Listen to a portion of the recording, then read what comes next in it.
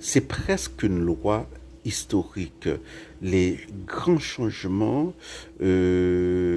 n'arrivent jamais ou très rarement de la manière dont on s'attend.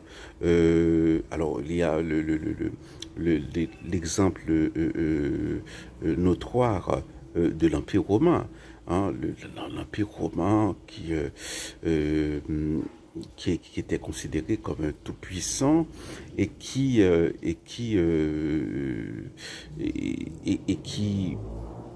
se disloque en raison des barbares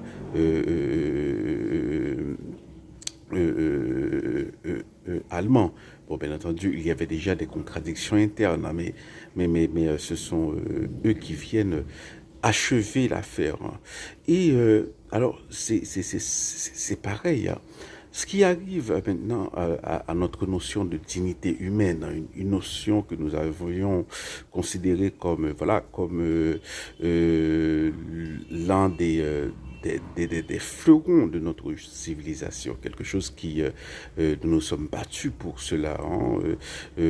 On a considéré la victoire sur l'hitlérisme, sur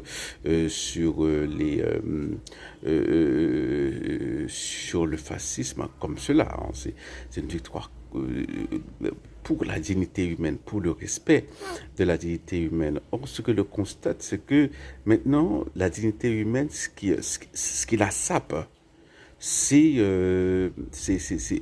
d'un côté, c'est les nouvelles technologies. C'est bizarre parce que c'est ce qu'on a le mieux. Hein? Maintenant, à travers la revenge porn, à travers des trucs bizarres comme ce qui est arrivé à Jean Pormanoff, hein, voilà, des milliers de gens qui regardent des pauvres airs se faire humilier, hein, ce qui révèle quelque chose de très troublant hein, au niveau de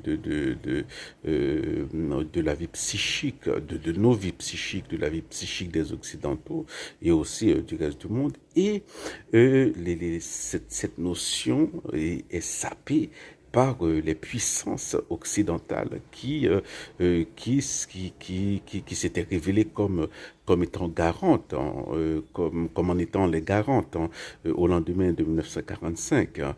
Voilà, donc voilà, on ne s'y attendait pas, hein, mais bon, l'histoire n'est